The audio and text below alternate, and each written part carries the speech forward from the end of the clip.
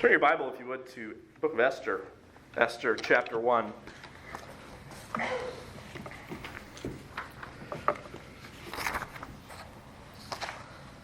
On the morning of December 14th, 2012, 20-year-old Adam Lanza shot his way into the Sandy Hook Elementary School in Newtown, Massachusetts, and murdered 26 students and staff before taking his own life. It shocked the nation with its meaninglessness, its senseless violence. I remember that day very, very vividly because the next day, December 15th, 2012, was the day that Ashley and I got married. And even on the morning of our wedding, I remember waiting for the wedding. The wedding was at 2 o'clock, and news bulletins were continuing to come out. And that was the first I had heard of the incident, was that Saturday morning that we were to be married. The next day, on Sunday, the Washington Post contained a headline which stated, "Where was God?" And that's a question that gets repeated fairly often, doesn't it? Anytime there's a tragedy or a national emergency or some disaster, there are people who come out and say, "Where was God when this happened?" And it's interesting to me that there's rarely that question is ever asked before the disaster or incident. Nevertheless, people come out asking, "Where was God when tragedy strikes?" And some are even wondering that today, with all of the confusion and the chaos of our world and everything that's going on. Common sense has been replaced by insanity, and hatred has become completely unhinged. Lies and misinformation clog the airwaves, and it's all happening so fast. And people are wondering, where's God in all this? The psalmist cries out in Psalm 13, verse 1, "How long, O Lord? Will you forget me forever?" Likewise, the prophet Habakkuk said, "O Lord, how long shall I cry, and you will not hear?" To paraphrase what they're saying, where are you, God? That's the question that rings out from the prophet and the psalmist. Now, it's not only in tragedy and disaster that those questions crop up, but in everyday life. It's a personal struggle sometimes. What about the times in your life when God feels absent or seems absent or silent? Life just rolls along and it feels like a series of unrelated and random events that happen with no foreseeable purpose or meaning. What's going on in my life, we wonder? Is it possible that there could be a purpose in all of the things that happen? You know, the dislocated or broken hip, and unexpected surgery, the loss of a job, a broken relationship, whatever it is. How is this God's hand in my life? God seems so absent. But is God absent, or do we just fail to see the obvious? I want to point out this morning this truth.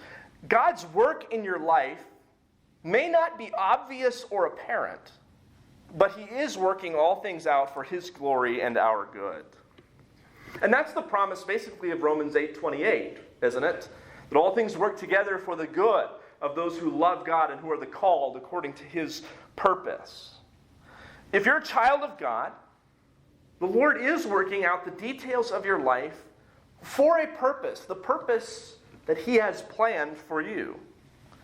And if we feel that God is absent, we feel that God is nowhere nearby, it's because we fail to see the hand of God in the circumstances of our life. And that's understandable. Sometimes it is difficult to see what God is doing in the moment.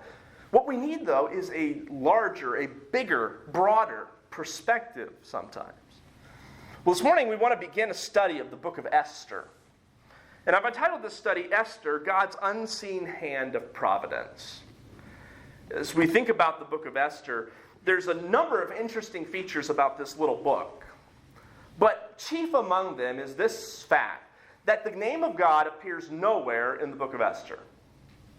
And that may seem very odd to you, but it might be helpful to note that God's name doesn't appear in the book of Song of Solomon either. So it's not completely unique in that fact. But it is somewhat troubling to people. How can we have a book in the Bible that doesn't even mention God by name? In fact, there's no direct reference to the Lord at all in the book. It seems quite odd. I mean, how can this be an inspired book without mentioning God? It seems to be this fact that troubled Martin Luther, who famously said about the book of Esther, I wish it had not come to us at all, for it has too many heathen unnaturalities. Likewise, John Calvin, the great reformer from Geneva, never preached a sermon from this Old Testament book of Esther. Even Jewish sources struggle to know what to do with Esther. It seems so unlike other books in the Old Testament, which feature God prominently. And different Jewish communities tried to find ways to explain this. One Jewish community in particular ended up adding to the book of Esther 109 verses, including references to God, and trying to sort of clean up Esther to make it a little more acceptable, a little more like the other books of the Old Testament. Even at the Qumran excavation where the Dead Sea Scrolls were located, there were fragments of every Old Testament book except for the book of Esther. Now, what are we doing to conclude from all this? Are we to take up the same mantle as these others who have said, well, there's some real problems with Esther? I don't think so. This is an inspired book of the Old Testament. It is here for our correction, our reproof, our instruction in righteousness. It's profitable. And I think the fact that God is not mentioned in this book is not a problem. It's actually part of the rhetorical strategy of the book. It's part of the message of Esther, is the fact that God is nowhere mentioned in it. And we'll see how that forms into an important point in the book of Esther. So this morning what I want to do is give us sort of a brief overview of Esther and talk about some introductory matters. And to do so, I want to look at the first 9 verses of the book. This will help set the stage and prepare us for what is to come. But as we do that, we need to remember the truth that God's work in our life may not be obvious or apparent, but He is at work, working all things for our good and for His glory. And that's going to be true in the book of Esther as we dive into this book over the next few weeks. God's providence is oftentimes unseen. But what is seen, though, is man. This is true in Esther. As we look at this book, I want to begin with this first point, that we see in the first 9 verses man's glory on display. Man's glory is on display as we open the book of Esther. Nowhere is God mentioned, and yet here as the book opens, this glorious scene of Ahasuerus, the king, and his royal glory and splendor. It's marched before us almost as if to say, man is the chief character of this book. And yet as we scratch away at the surface of it, we see there's more here than meets the eye. Let's look at the verse, and verse 1 of chapter 1. Now it came to pass in the days of Ahasuerus, that was the Ahasuerus who reigned over 127 provinces from India to Ethiopia. So here it begins. The book of Esther takes place in the kingdom of Persia, far to the east of Israel. It's in what is modern-day Iran. The Babylonian Empire under Nebuchadnezzar had reached impressive heights. They had conquered Judea and a lot of the known world. But Nebuchadnezzar represented the highlight, the high period of the Babylonian Empire. Within a few short decades after his death and the rise of his successor, the Babylonian Empire fell to the Medo-Persian Empire. The Persians were now the great power to be reckoned with in the east. Daniel the prophet lived through that transition from Babylon to Persia. And the book of Esther takes place after that transition. Persia is the new world empire. They are the great power of the world to be reckoned with. And over in the west, there's a little empire known as Greece that's starting to rise in power and prominence. Persia and Greece would fight a series of wars for dominance of the entire world. But here at the beginning of Esther, Persia is still on top of the world. They are, without doubt, the most powerful empire known to man. Now, the book of Esther begins with these words. Now it came to pass, or your version might read slightly differently. But those words, it came to pass. And now the book is underway. It almost sounds like a formula. You know, we do this sometimes when we tell stories. We use formulas like, once upon a time. And a lot of critics would love to start off Esther with those words, once upon a time. Because a lot of critics say that Esther is a fable, a fairy tale. It's not true. It's somebody made this up, and you can't really trust the details. But I'm here to tell you that this phrase here, now it came to pass, is not once upon a time. In fact, Joyce Baldwin, an Old Testament commentator, writes about this little phrase here, that it regularly introduces the history books of the Bible whose story continues what has gone before. So this isn't a made-up account. What we read in Esther is 100% factual. It is a true story of events that really took place, not the imagination of some creative writer, but true historical events. Now, that is not to say that Esther is just dry, boring history. In fact, this book is a literary achievement.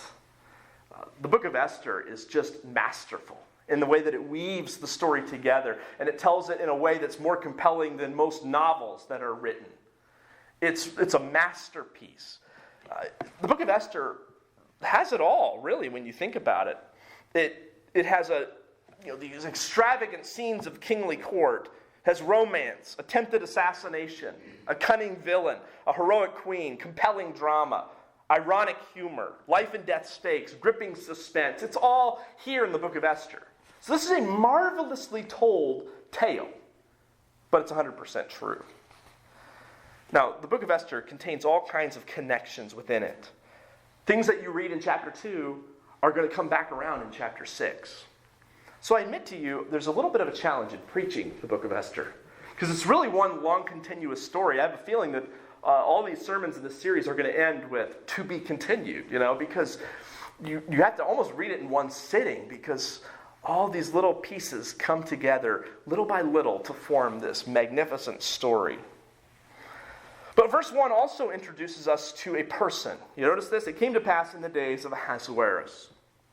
So if we're going to understand this book, we need to understand who this man was, Ahasuerus. He's better known by his Greek name. The Greeks referred to him as Xerxes. He was a powerful emperor of Persia. He reigned from 486 BC to 465, so about 20-year reign. And he ruled over a massive empire, which we'll take note of in just a moment.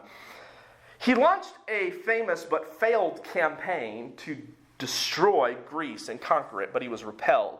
The Greek historian Herodotus gives us a lot of information about Xerxes. However, Herodotus was a Greek historian, so how would you like your enemy to be writing a biography of you? I imagine there's a slight bias there. Not to mention Herodotus is not scripture, he's not inerrant, so you can't always trust everything he says, as we will mention. But the book of Esther gives us a glimpse into the home life of Xerxes, what was going on in the palace. And as I've read this book and studied Esther, I've not been too impressed with the character of Ahasuerus personally. And I think we'll all be collectively disappointed in him at various times in our study of this book. He's fickle, indecisive, rash sometimes. Not a very effective leader, in my opinion. And yet he was a man of immeasurable power. The king of Persia, whatever he said was law. He could do literally whatever he wanted. No one could stop him. There's only one slight issue for the king when he makes his laws, is that once a law is made, it can't be changed. Other than that, he has absolute, complete, unhindered power. He could do whatever he wanted. So on a human level, you look at Esther, God is absent, but the king is all-powerful. That's what it looks like on the surface, at least. Here in the first chapter, though, the king's glory is on display in his kingdom. And it's all marched out before us. First, we see the strength of his kingdom here in verse 2. Actually, go back to verse 1. It says there, in the days of Ahasuerus, this was the Ahasuerus who reigned over 127 provinces. These huge kingdom, it says, stretched from India to Ethiopia. Now, that probably indicates the Indus River in modern-day Pakistan, all the way to what is today northern Sudan. That is a huge kingdom. In fact, I did a little measurement, just looking up some numbers, and that's about 3,800 miles between the Indus River and northern Sudan. Now, to put that into perspective, if you drove from San Diego, California to Bangor, Maine, two opposite ends of the country, that's only 3,200 miles. So his kingdom was larger than the continental United States. This was a massive empire. It says here he had 127 provinces. Now, each of those provinces was a taxable community, mostly divided up by ethnic group. So Judea, for instance, would be one province. And there were 127 of these scattered around throughout his kingdom. So this was a huge kingdom. The size of it is enormous. So we see the size of his kingdom. We also want to note the place of his throne. Verse 2. In those days when King Ahasuerus sat on the throne of his kingdom, which was in Shushan, the citadel. So Ahasuerus has a throne room, a palace in Susa, or Shushan. This was not the capital city. There was actually 4 capital cities of Persia. This was the winter capital, because Susa during the summer was just unbelievably hot, that no one would want to go spend their summers in Susa. So Susa was for the winter, and then the other main palace that he had was in Persepolis, which was the Greek name for city of the Persians. Persepolis was his main palace. But Susa was no joke either. Look at it. It says here that he had a throne there and a citadel. A citadel is like a castle. It's a fortified city with walls and a palace to boot. Now, there's nothing left of the Persian palace in Susa, so we don't really know much about it. But archaeologists have discovered quite a bit in Persepolis. And there, Xerxes had a palace with a throne room, an audience chamber, that was enclosed with pillars, that was 3 acres in size. His whole palace complex with all the courtyards and everything was another 10 acres on top of the 3 for his throne room. This was a huge, huge place and beautifully decorated. Can you imagine walking into the palace in Persepolis, or in Susa for that matter, this huge 3-acre audience room with pillars? I mean, it would be intimidating for sure to visit the king. Now, Susa may have been a little bit different, but it certainly was an impressive building. Esther and Mordecai probably grew up in the shadow of this great palace. You know, every day they would walk past these gigantic walls, this huge, huge palatial fortress. And even just from looking on it on the outside was enough for them to know the strength of Xerxes. Here was the most powerful man on earth, could do whatever he wanted. His kingdom was huge. You know, during the 19th century, it was often said that the sun never set on the British Empire. That sounds something like what Xerxes might have said in his own day. Not only do we see the size of his empire and the strength of his kingdom, we also see the splendor of his kingdom on display. Verse 4. Now when he, starting in verse 3, that in the 3rd year of his reign he made a feast for all of his officials and servants, the powers of Persia and Media, the nobles and the princes and the provinces before him, when he showed the riches of his glorious kingdom and the splendor of his excellent majesty for many days, 180 days in all.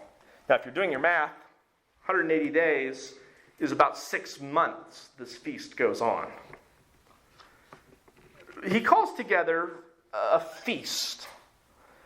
Now, the 3rd year of Ahasuerus' reign was in 483 BC, and history records that at that time, Xerxes, Ahasuerus, called a war council. His plan was to march against Greece and destroy them. Greece had humiliated his father by defeating him in battle, and now he wanted his revenge. So he called together a war council, which matches up pretty closely with this event in Esther. So this feast was not just a feast for its own sake. It wasn't just, hey, everybody, let's come for a party. But it coincided with this war council. He was calling all these princes and all these people from all over the empire to come plan his war with Greece. And no doubt, these princes came at different times. I mean, not all the officials and rulers from the Medo-Persian Empire could all descend at one time, so they would pop in and out. That's why it had to be 180 days, 6 months of feasting, because these people will be coming and going from this banquet.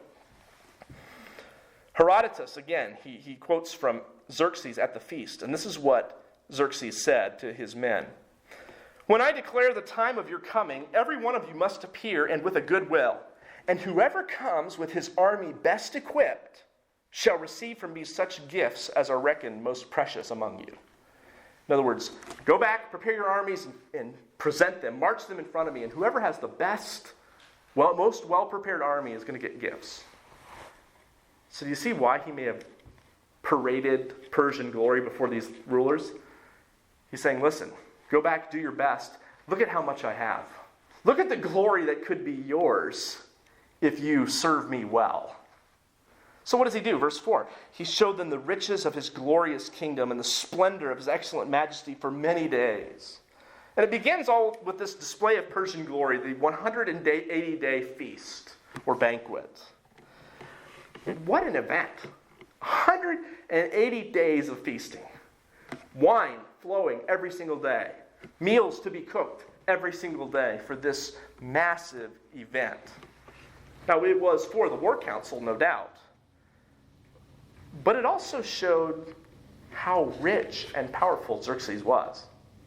I mean, can you imagine paying for this feast 180 days in a row? Anybody ever here have to pay for a rehearsal dinner for a child's wedding? You know, that's a bit of, I mean, even if you're not serving hundreds of royal guests, you know, that could be a chunk of money. And it could be a lot of planning that goes into just one banquet. For 180 days straight, they're feasting. And you can imagine this was quite the feast as well. And then that's followed up with a 7-day feast.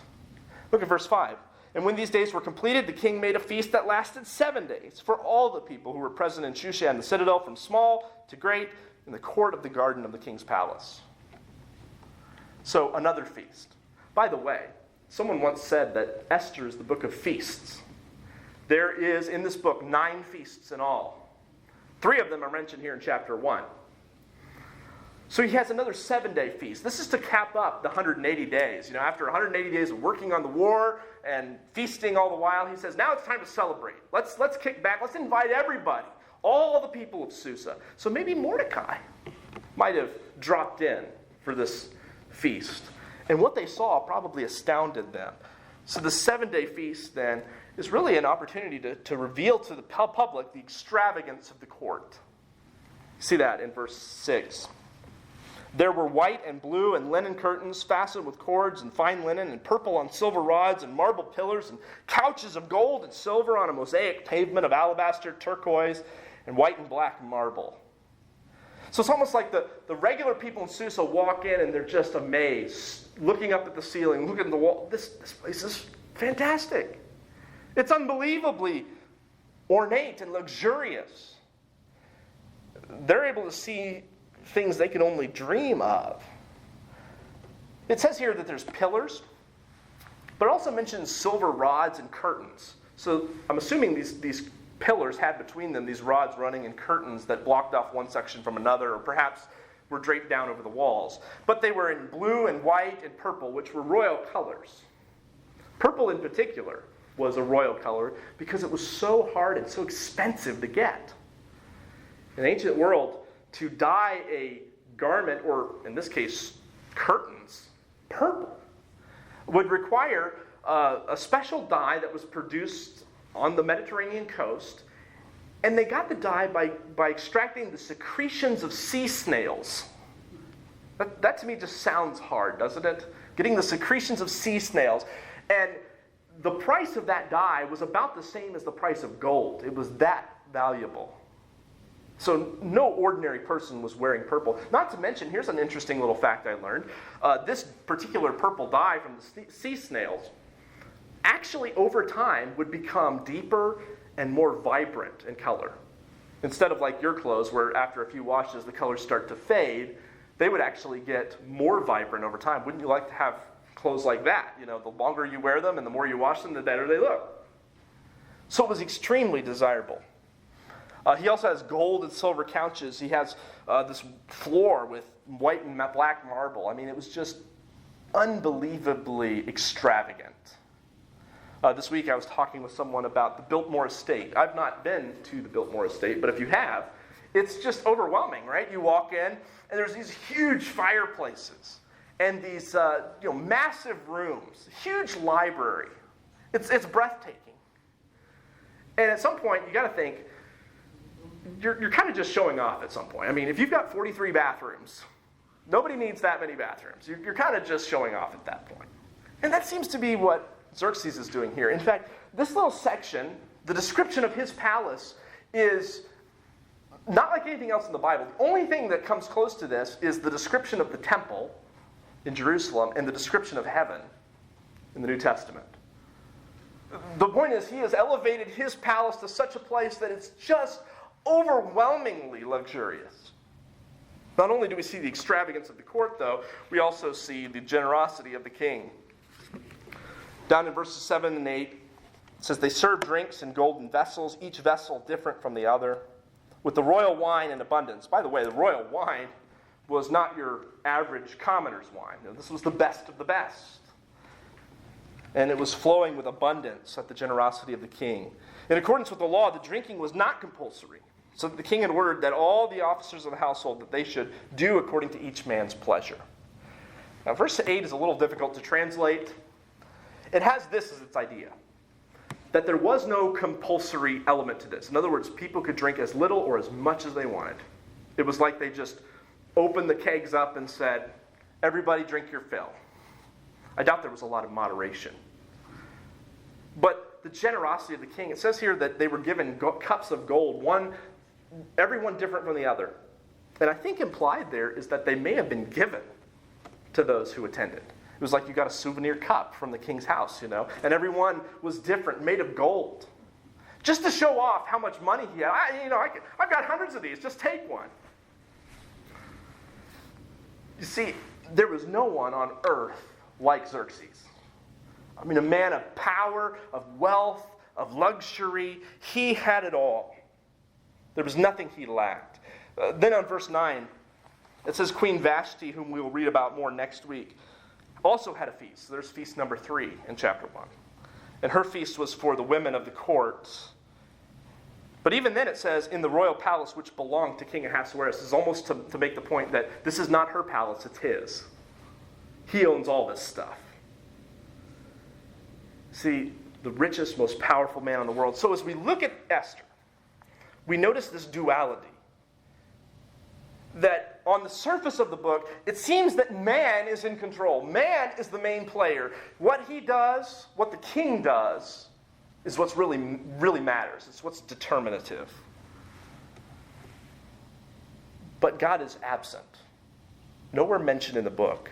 One commentator points out that in this book of Esther, only 10 chapters, 167 verses, there's 190 references to the king.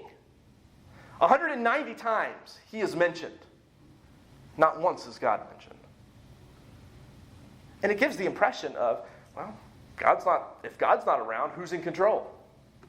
It's like that old poem, Invictus, by William Ernest Henley. The most famous line of that poem is, I am the master of my fate, I am the captain of my soul. I'm in control. And it appears that Xerxes is everything well under control, at least for the moment. I think that's how a lot of people feel. God, where is God? God's absent. Your fate's up to you. You decide what to do with your life. Everything's up to you. But have you noticed this? That even wealthy, rich, powerful people, one little turn of events, one unexpected coincidence, one circumstance can turn everything upside down. So what then?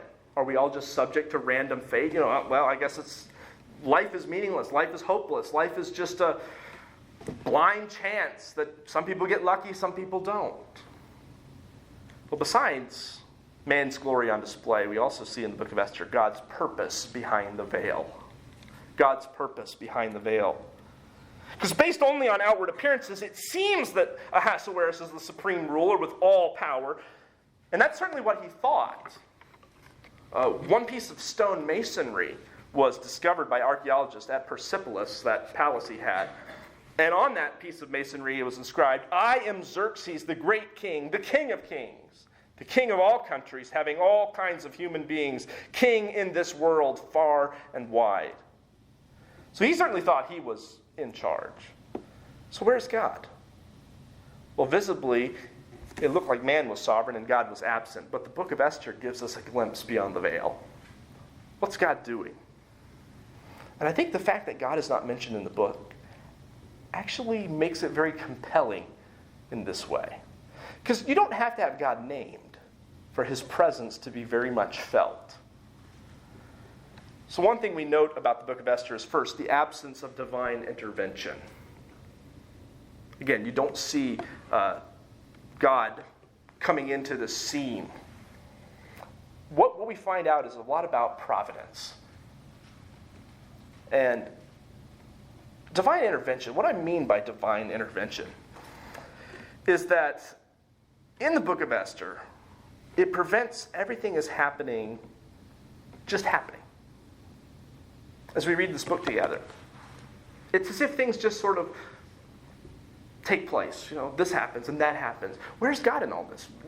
Where's God stepping in and telling us what he's doing? God is seemingly absent from the book.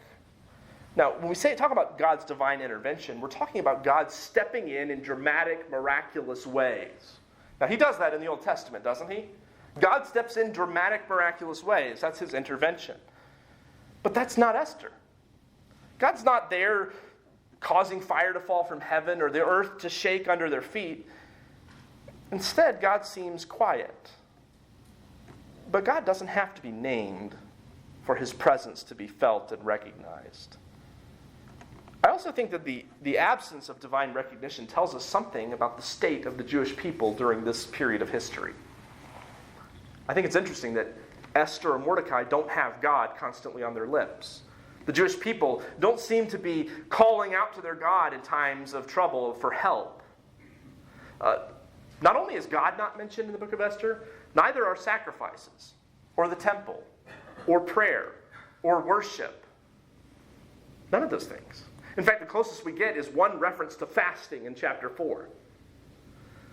So I tend to think that the Jewish people during this time were not exactly walking close with their God. In fact, they seem, like they often are in Jewish history, to have abandoned their God. But God hasn't abandoned them. Even though he's not exploding onto the scene with divine intervention, God is still there. So we see the absence of divine intervention, but we also see the wonder of divine providence.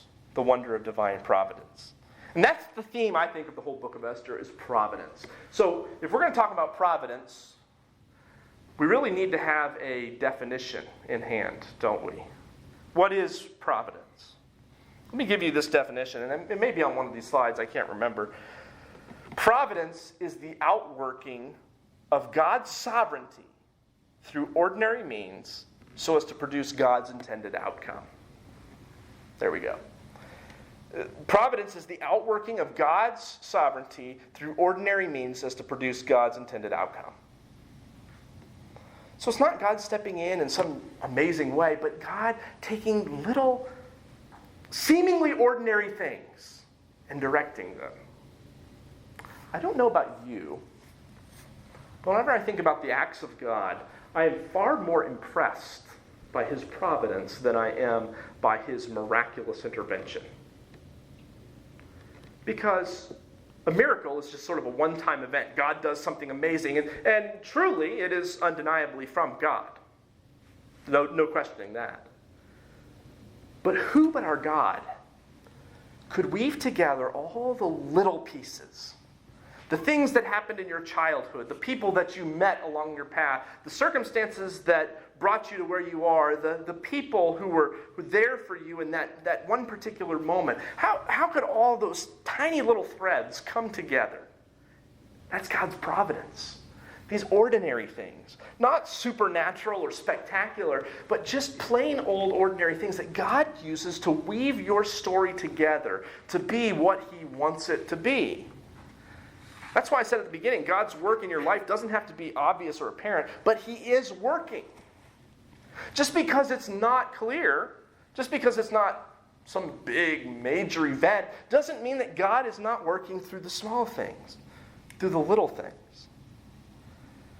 Maybe it was a time in your life when something happened where it was clearly from God. One of those God moments. But it's these small things. Our God who ordains the everyday interactions of life, the complexities of small events. I think of my own life. There's so many things God has woven together to bring me to where I am and that He has led me through. And I look back, didn't see it at the time, but you look back and you say, wow, God was doing some really incredible things, providentially.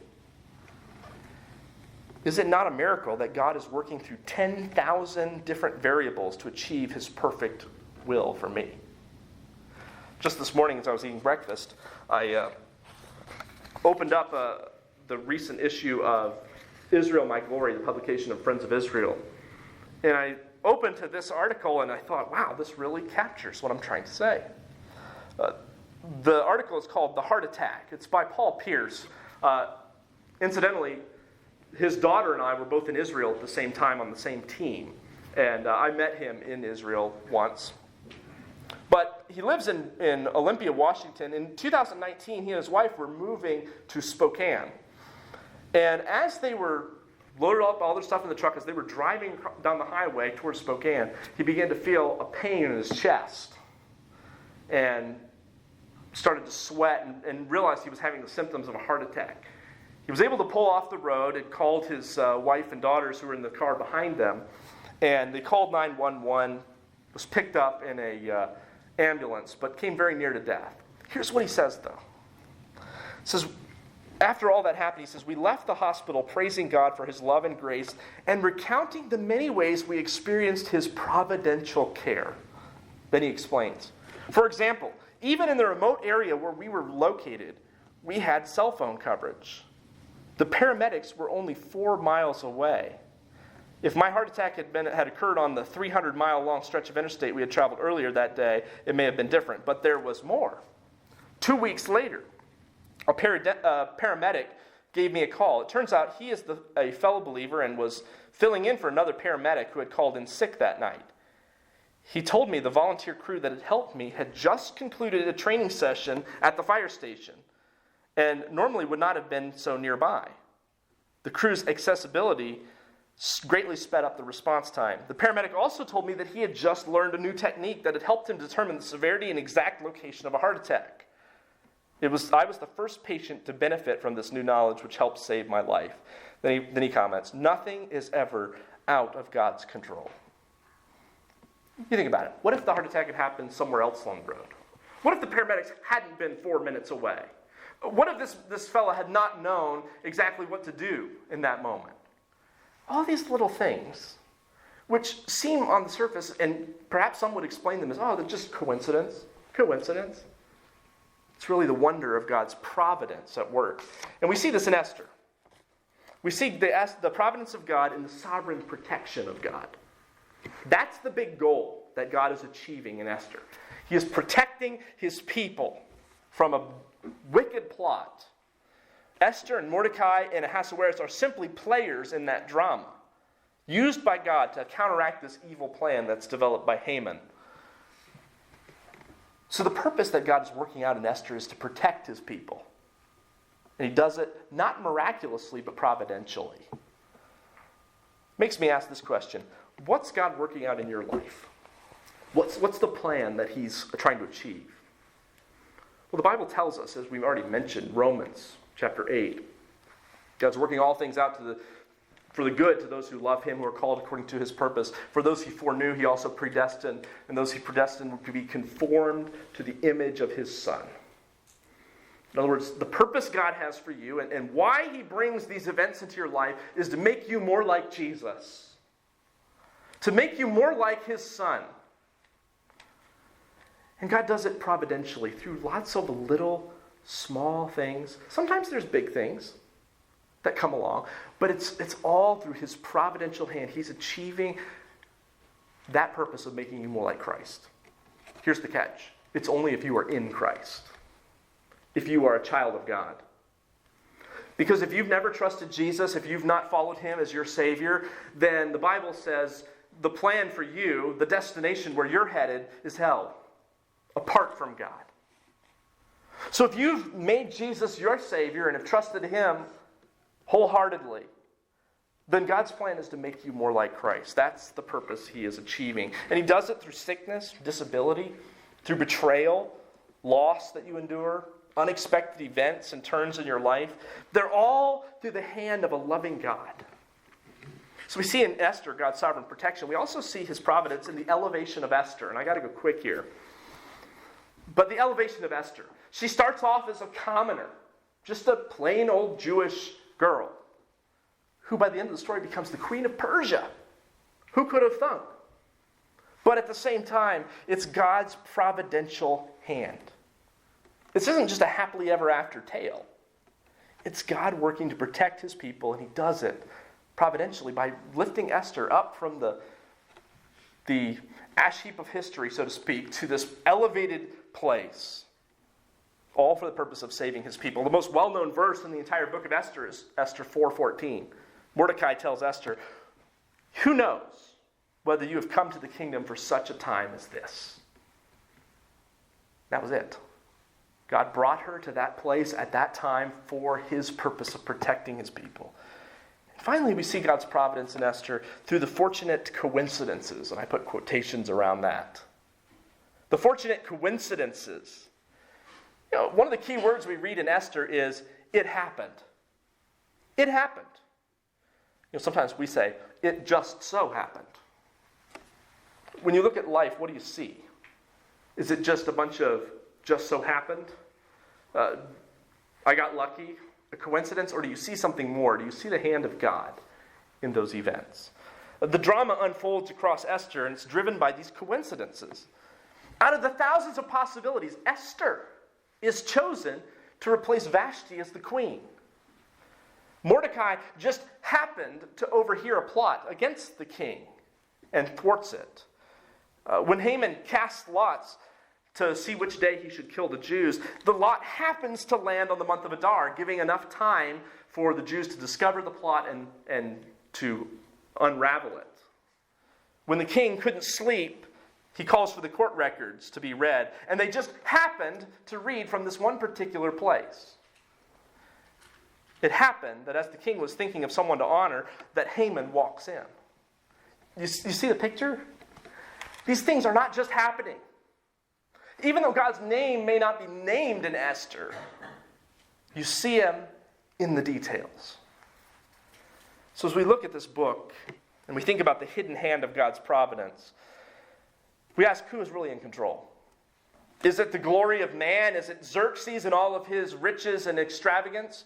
Or is it God who directs all things for his purpose and for his glory?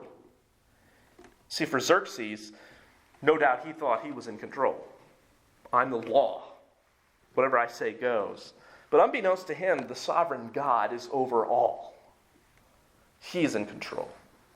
And as we study the book of Esther, we're going to see that the book is written for several purposes. So let me give you a couple purposes for the book of Esther. Number one is to show that God is the sovereign ruler. God is in charge. Maybe not overtly. Maybe it's not obvious to some. But nevertheless, God is at work in the details. Secondly, the book of Esther is to explain the origin of Purim. I already told you this is a book of festivals, a book of feasts. Well, it ends with a feast of the Jews. Purim, which is a great celebration of how God delivered them from their enemies. And so this book explains where that feast came from and what's the history behind it.